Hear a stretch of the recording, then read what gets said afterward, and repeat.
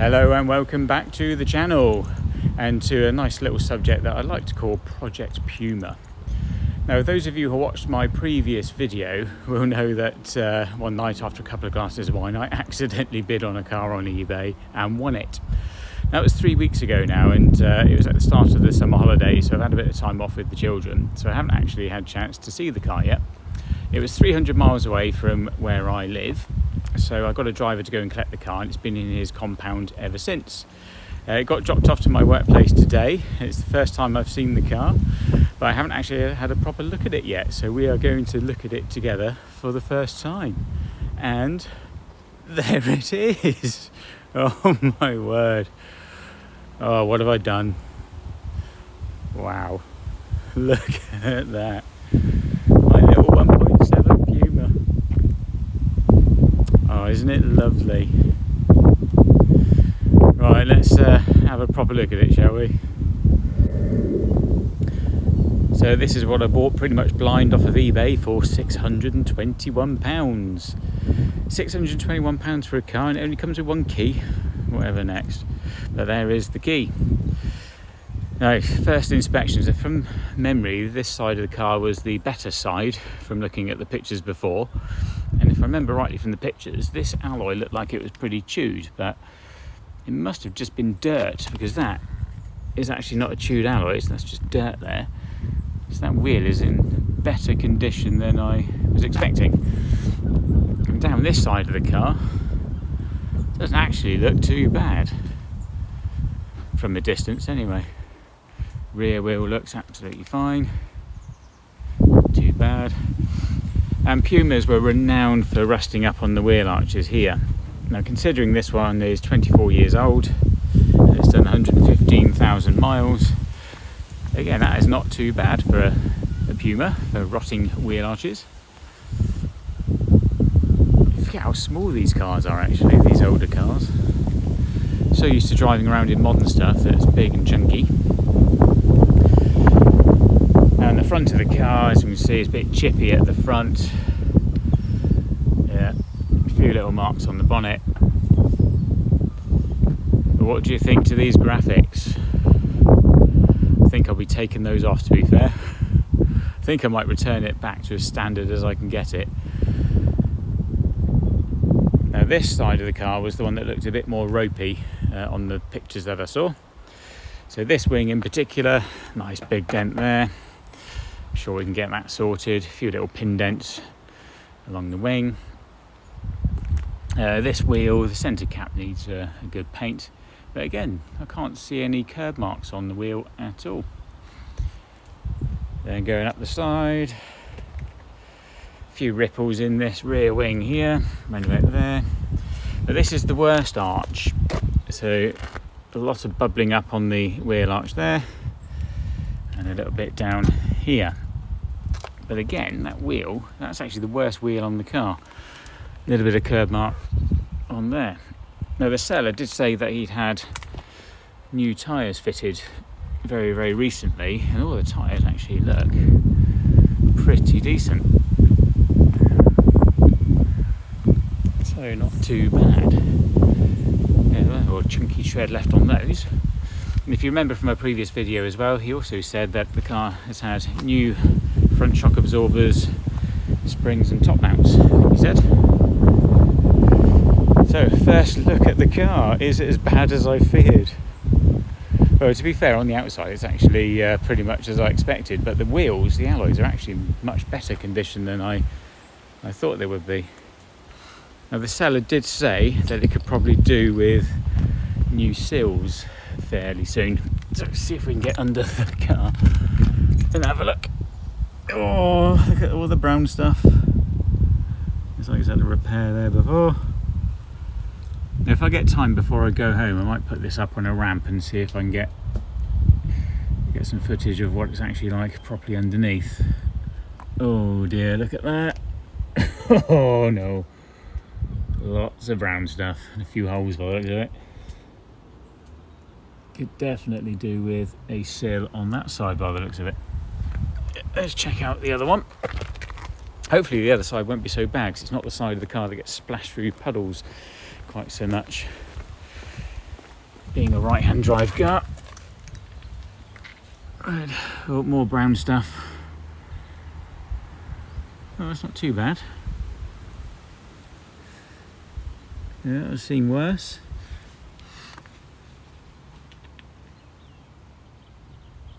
Yeah, actually that sill is not as bad as the other one. I could still do with a bit of work and maybe some rust proofing. But there we are.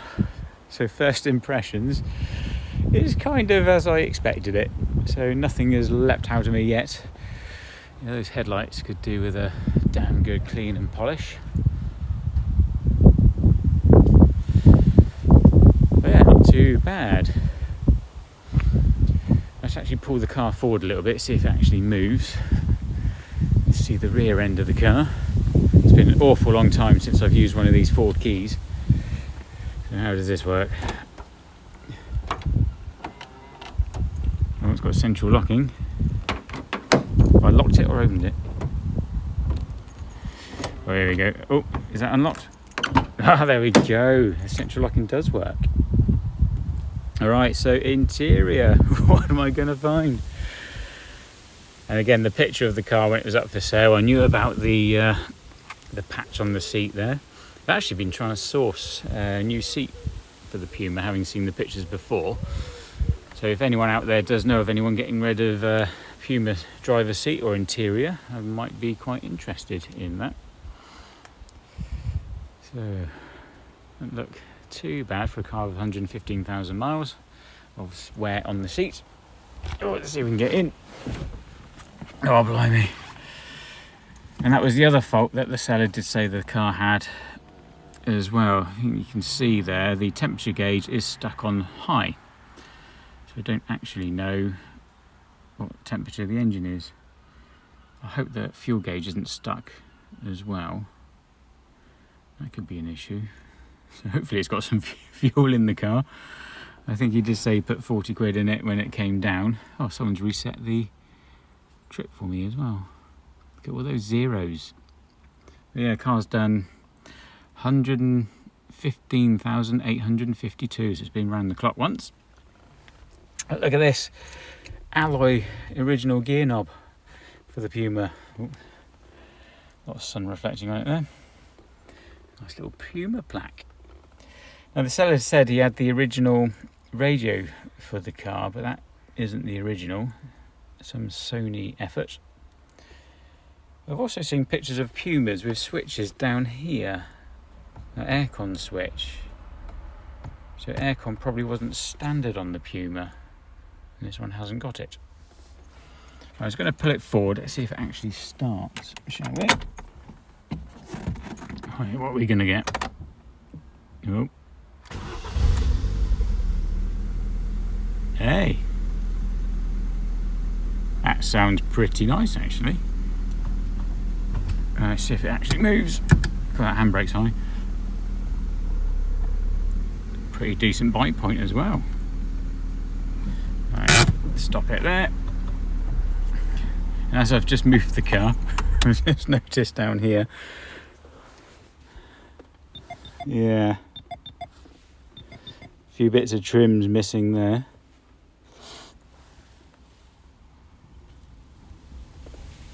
That passenger seat's right in the back as well. Ooh, don't know what that's all about. What have we got in the glove box actually? No way. It's actually got a locking wheel nut. God, people who own cars that are 3 years old seem to manage to lose their locking wheel nut keys. Now what have we got in here? What's this? Oh, that just fills me full of confidence. The shitbox rally. Okay. Fair enough. A few bits of paperwork there. Radio code. Oh, there's a few. The service guide.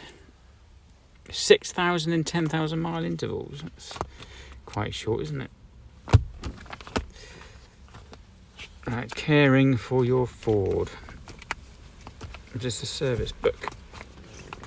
I don't know what kind of history this has actually got. The seller did say it had a major service earlier in the year. Let's see if we got any kind of stamps.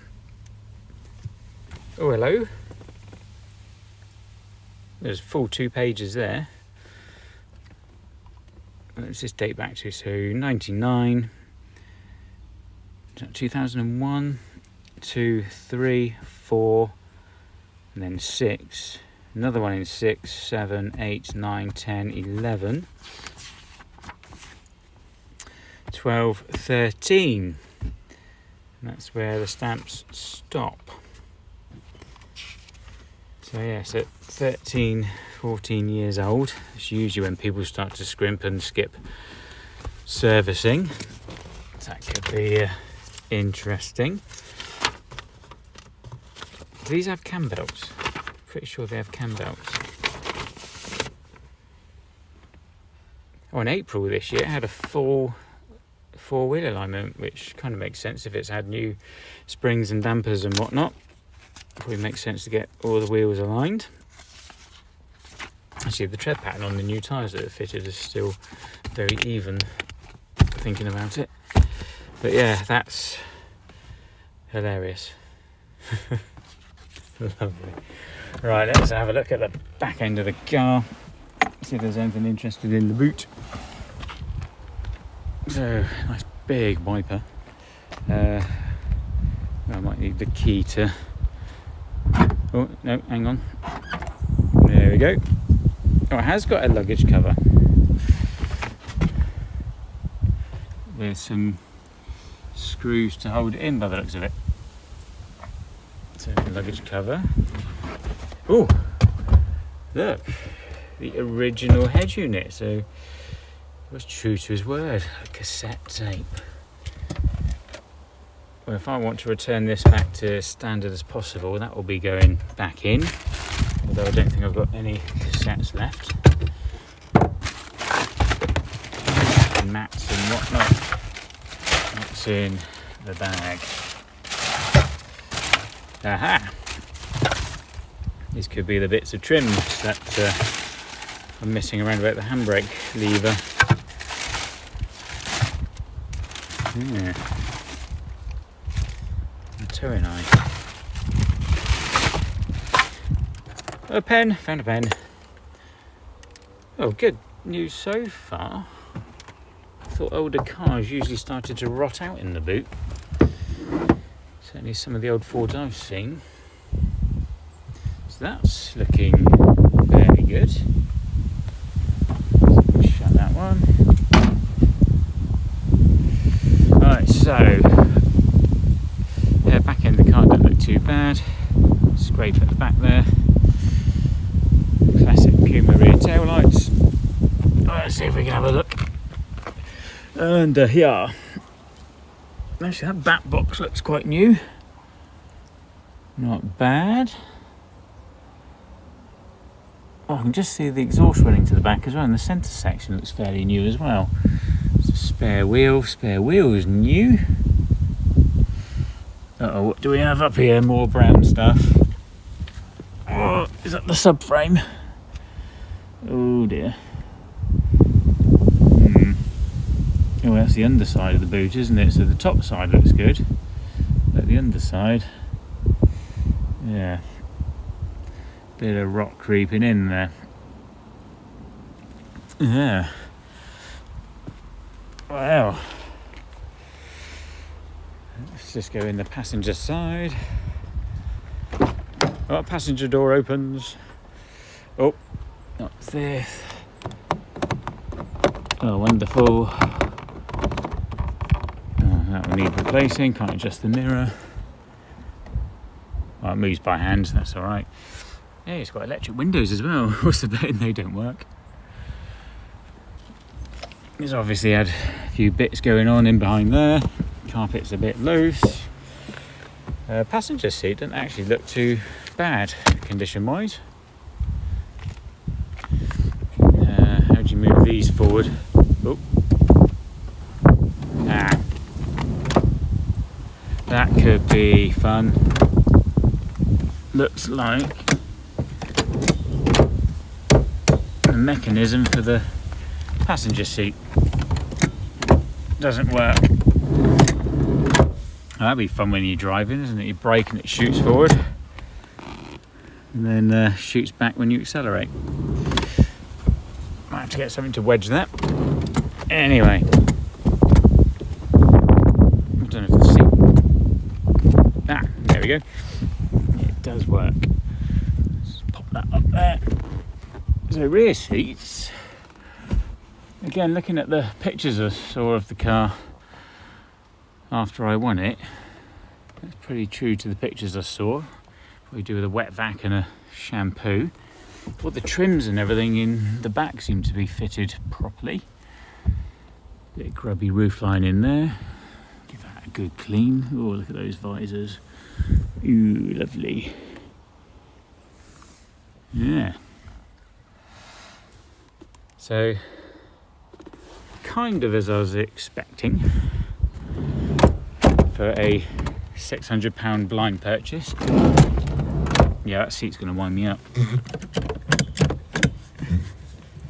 Yeah, might have to see what you can do with that.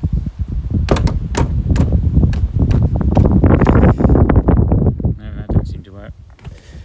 Oh, hang on. Right, the seat is now fixed in that position. Cool. If in doubt, give it a kick. So there we are. Right, final bit. Let's check out if there's any horrors under the bonnet. How do you open the bonnet on a Puma? Oh, hang on. Well, hey. Oh, I get to see my wonderful 1.7 Yamaha. Oh, there we go. Hey, tell you what, that's not bad. These were the new top mounts that it apparently had. And although the temperature gauge is stuck on high, actually the coolant looks a little bit overfilled there. This car has got power steering. I haven't tried steering the car yet, actually, have I? The power steering probably don't work. That engine bay looks pretty neat and tidy. Quite happy with that. Not bad at all. Like I said in my previous video, I'm not exactly mechanically minded. It all looks okay. Right, what I'm going to do, I'm just going to pause the video a second just so I can get the bonnet propped up and we'll see what the oil looks like. Now, until I just started it to move it, the car has been sat for quite a few hours, but I've probably upset the oil in the engine now. But, I don't know if you can see it on the dipstick there. Looks okay, a colour.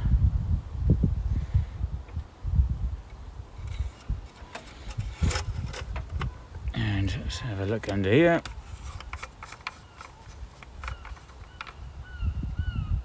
Oh, nice and clean.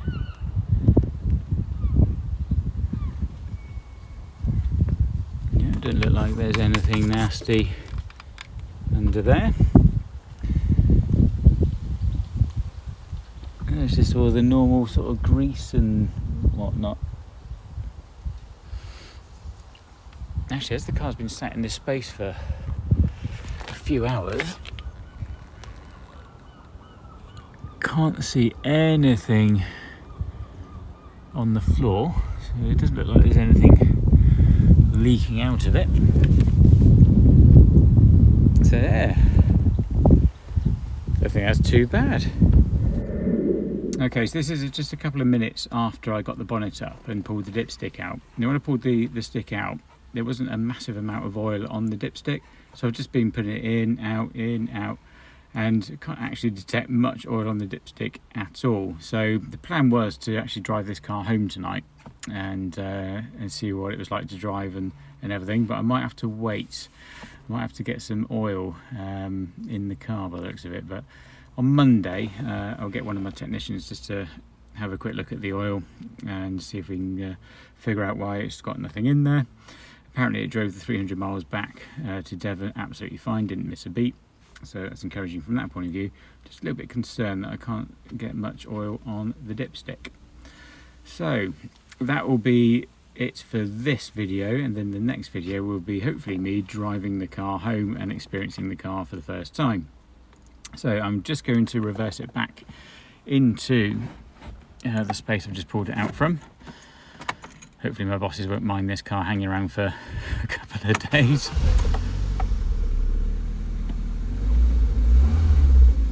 It sounds alright. No. Has it got a reverse? Well, it must have if it got into that space. Tell you what, the bite point feels really good. So clutch and everything feels good. The pedal feels spot on. It's got a nice bite point on there. So hopefully mechanically, early signs suggest that it's pretty good. There's no low oil warning light on. So yeah, I think I'll err on the side of caution rather than drive the car 20 miles home now. Shush. Yeah, rather than drive the car 20 miles home now, I think I will get a technician just to give it the once over and see if it needs any oil before I take her home. So there we are. What do you think? Have I got a bargain for £621 or have I got an absolute lemon? Let me know in the comments below. Thanks for watching and please subscribe if you haven't already. I'll see you on the next one.